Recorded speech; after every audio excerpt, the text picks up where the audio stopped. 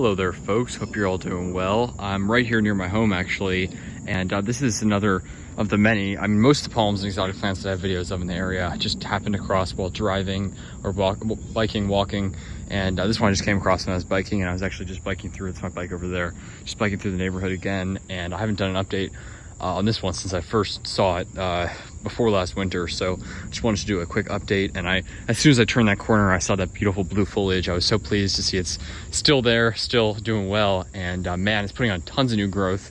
Although, as you can see, it's probably a little smaller than when I last did an update on it. This main stem, this huge main trunk here, look at the size of this thing. That whole trunk, I think, got shot completely dead. Actually, that's not true, sorry. This is part of the main trunk, so the offshoots are still, the branches are still alive, but I guess that whole top area was cut off.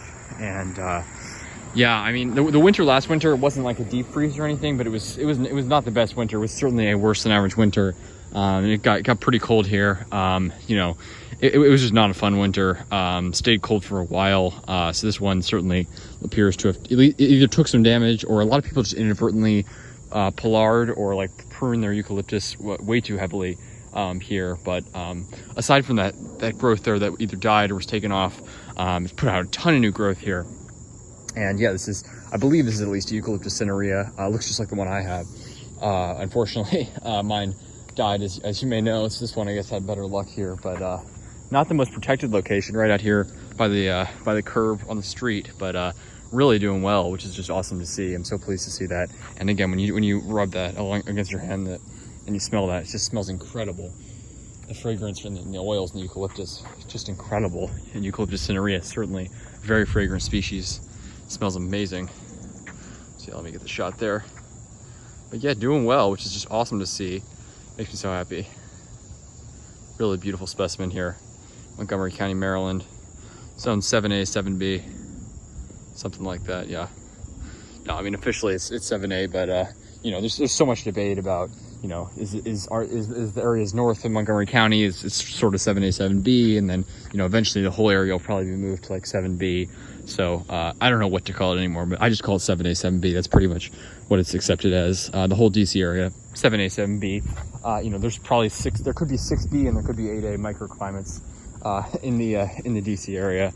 For all I know, many people have claimed that there are 8A microclimates in the DC area, and with the new update soon, I wouldn't be surprised at all. But we're not in one of those right now. We're not in any sort of urban heat island. We're just north of the city, but really a nice specimen, doing well here. And I mean, that trunk is just killer. Isn't that awesome? Look at that huge sturdy trunk. Lots of new growth coming out of this thing, and I got to replant mine soon. And bonus right across the street here is this. I mean, these are incredibly common here, but I always love them. This is one of very few deciduous conifers that really heavily resembles the bald cypress, but it is in fact a dawn redwood. One of 3 species of redwoods. The other 2, the coast redwood and the giant sequoia, are native to California. This one is a much shorter species, growing to about 120, 130 feet maximum. But it's, as I mentioned, it's native to China. It's like 100 million years old or something, and it was long thought to be extinct until they discovered like a remnant relic population in the 40s, I think, and then it was reintroduced to the US, where it had been extinct for like 15 million years. But really just such a cool species, like literally like a living fossil. And it is deciduous, as I mentioned, but it's got a beautiful outline in winter, even without all the foliage.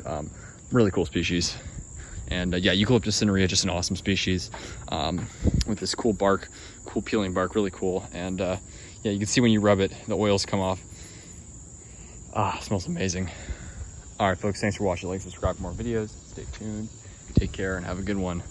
Try eucalyptus wherever you are. But yeah, especially in colder zones, there's so many great hardy species out there, many of which just haven't really been tried much. Cinerea is really becoming quite common here. A lot of young ones around, but it's not the most hardy species. I want to try gunnii, neglecta, one of those other species here, because I think those have a great chance here, and there are some big specimens in the area. But this is a really nice example of Eucalyptus cinerea. It's done well for several winters now, at least. Have a good one, folks.